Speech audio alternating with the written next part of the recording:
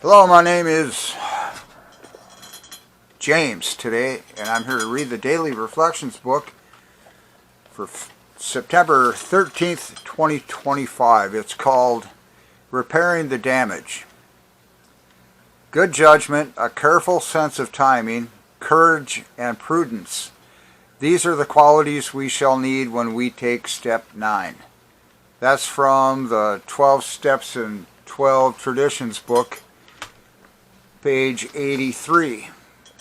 Let's show you this book again. Here, let's look at this particular physical book has been around the block a number of times. The text was written first in 52, 1953, 1981. This is this 73rd printing from June 2009. So it's getting up there in years. Anyhow, let's get on with the show here, huh? To make amends can be viewed two ways. First, that of repairing damage, for if I have damaged my neighbor's fence, I make amend.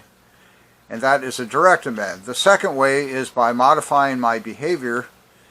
For if my actions have harmed someone, I make a daily effort to cause no further harm. I mend my ways. And that is an indirect amend. Which is the best approach? The only right approach, provided that I am causing no further harm in so doing, is to do both. To take action in this manner assures me of making honest amends. Period. The end of the reading. Now I want to dissect it a bit, if I may. Well, you don't get to tell me what to do. That's the joy of this, I guess. If I may, it just depends on if I'm going to or not. And I think I am.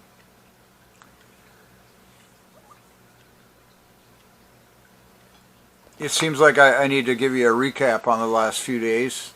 That might be one of my defects of character from an earlier step. That, because I got kind of clear on it one time here recently. I forget what day. One day at a time, right?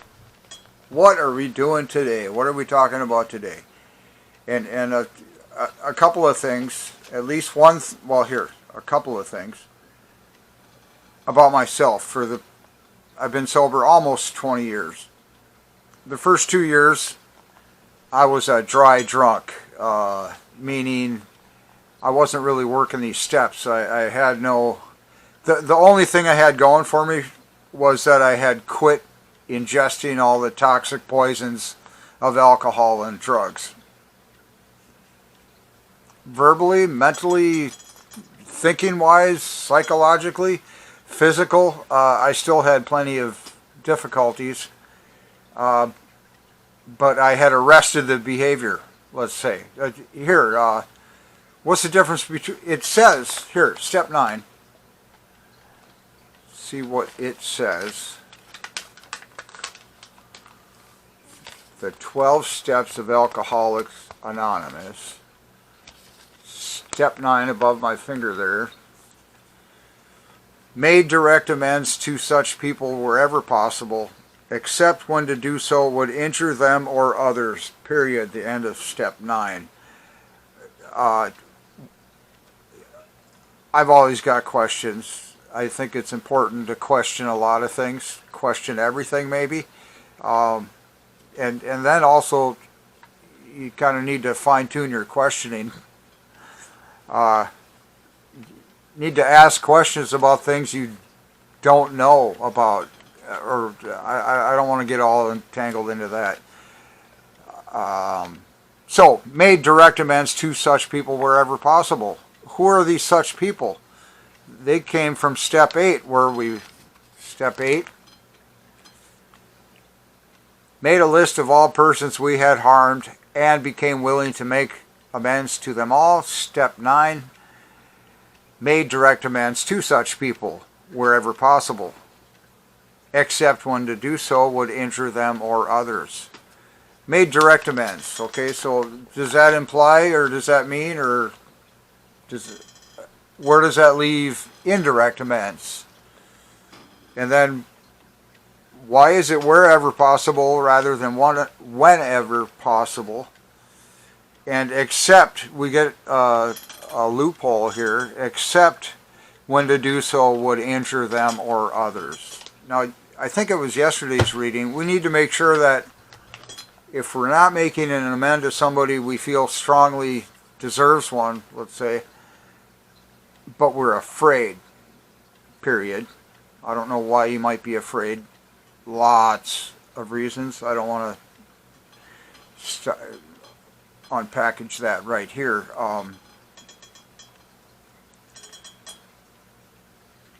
Because that happened. Lost my point.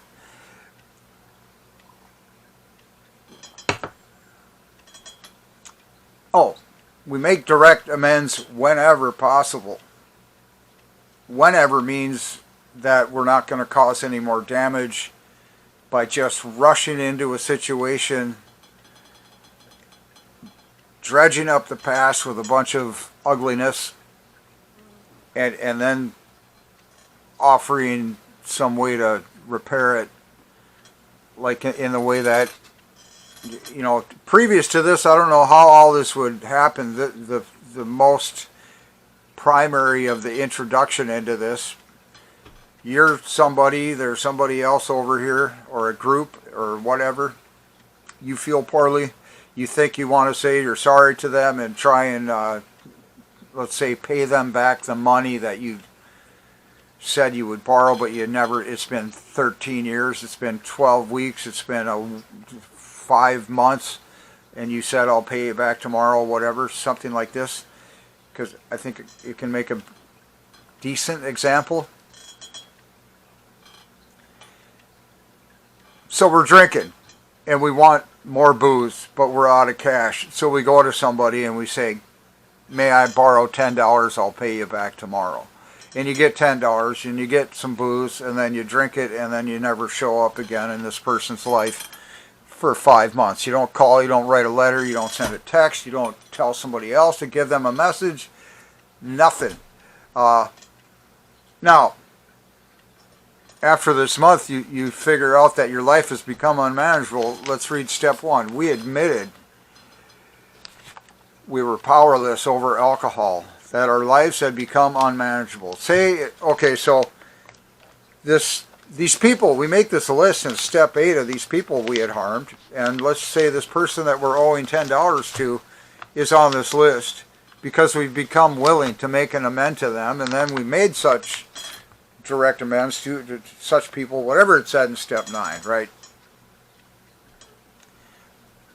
And I don't know how this first step would go, because I haven't unpackaged that yet, but somewhere in here at the beginning of this,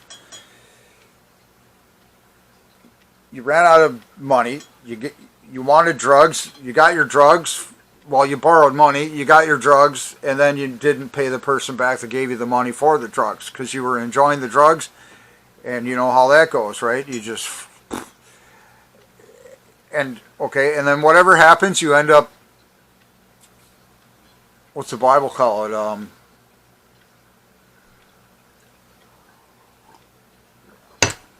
Funny, it'll pop in there. You decide to change your ways in a way.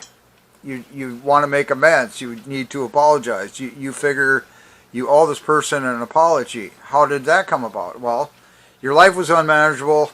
You figured out it's because you had a lack of power. You might have learned that in Alcoholics Anonymous. You might have learned that in some kind of encounter group. You might have learned that in a treatment center. It's like, wow, you know, alcohol is messing up my life. Or you might have just came up with that on your own. Anyhow. When you come to this such people, in made direct amends to such people wherever possible, the direct amend part is that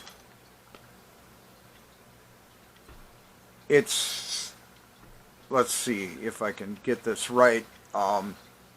because I want to see it might be different than a letter, but that isn't fully accurate.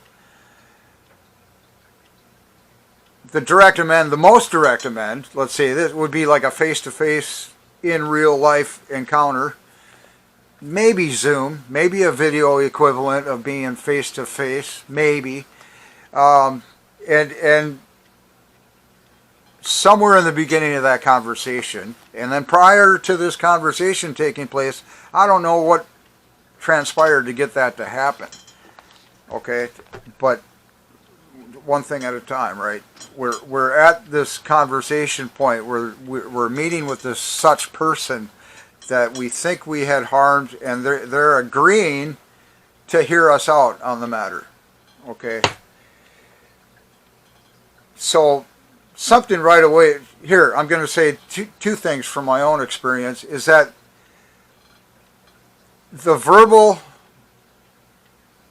saying of something as trite sounding as "I am sorry," period, or some equivalent, I think is almost necessary. So it might as well be necessary. I am sorry.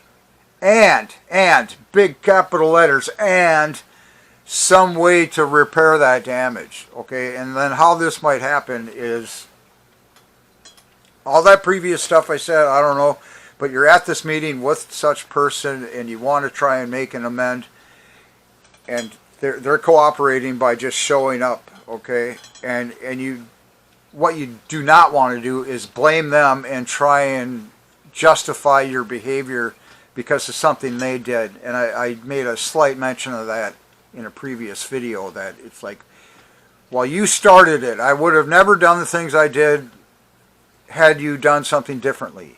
You started it. So I retaliated and made it worse. And now I want to apologize for retaliating.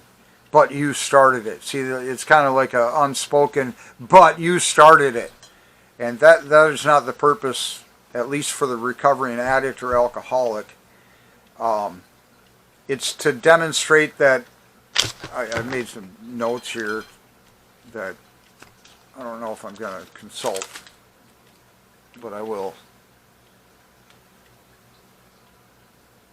The direct amend and the indirect amend, we're having a direct amend here. This is a experiment, if you will, a demonstration, little thing.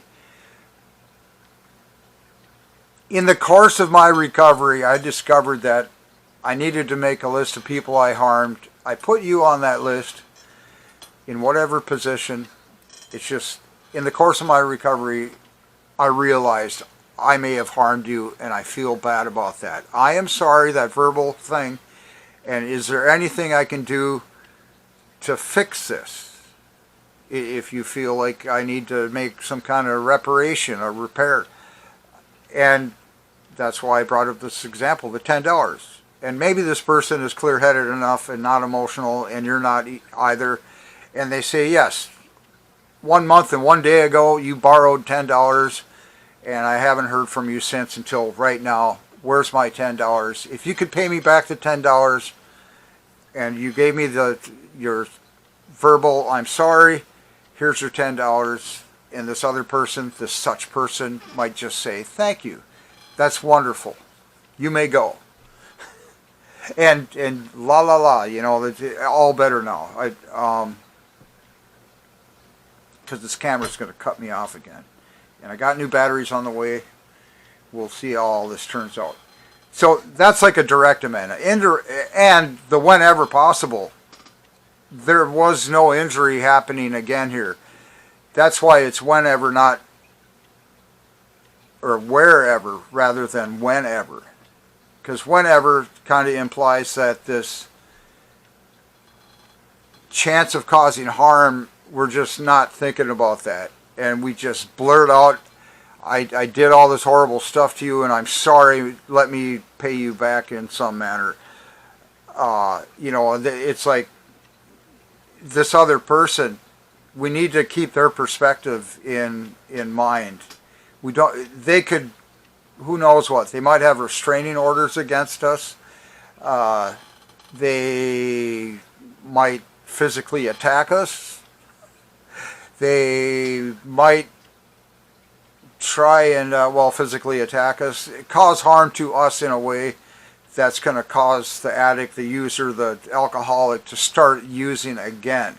Okay, so that's why it's wherever rather than whenever. Because whenever, I know about this thing, the treatment high, I wanted to go just fix the world, but I figured I needed to clean myself up first. It's like I need to pay my debts and say I'm sorry and all this stuff.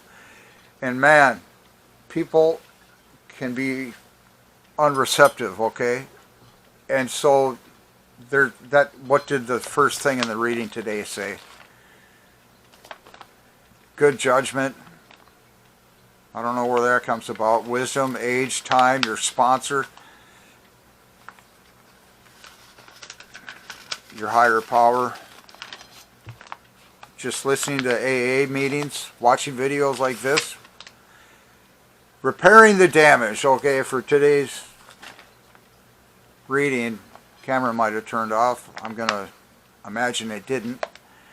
Good judgment, a careful sense of timing, courage, and prudence. I'm not certain on what prudence means, so I'm just going to leave that alone. We need good judgment. A sense of timing, that's why it's wherever rather than whenever. Because if it's whenever, that could be immediately now, and people aren't ready for that kind of thing, maybe. Like I said, the treatment high takes over. I want to fix the whole world. Everybody should understand now I'm sober and I'm okay now and I'm not a threat. And maybe there's no substance there, you know. So the indirect amend now, okay, is this demonstration that you've changed your behavior. Without even letting another person verbally know or orally, or you write a letter or something, somehow through the grapevine, whatever that may be, they find out that you have been going to Alcoholics Anonymous meetings. That's a demonstration of this person, this such person, or not the such person, the person that caused the harm, the alcoholic, the addict, that they've changed their behavior. That's indirectly. Now, okay, in the little red book, which I don't have right on hand, I don't think, it says there's roughly 4 groups of people, just as a surface level kind of thing. We got friends, we got family, there's 2 other groups, and then there's deceased. Sometimes we cause damage to people and we didn't get a chance to even say we're sorry. And they take it to their graves, they fall over dead, and now the drug addict, the alcoholic is sitting around going, man, I wish I could tell poor old whoever how sorry I am and that I want to fix it somehow. And we can't do that because they're dead. Well, indirectly we can fix that on our side by writing a letter, say, make a video, and don't do anything with these other than make the video or write the letter, put it in an envelope, and don't mail it anywhere. Burn it maybe afterwards, but like you were talking to this person, say, in the course of my recovery efforts, I've come across something that disturbs me. I feel like I wronged you. I want to try and make that right. What may I do? Tell me something to do, please, if anything. And just that simple action will cause something to happen in your brain, I hope. Or that's the aim of this, is because they're physically unable to be contacted. They're dead.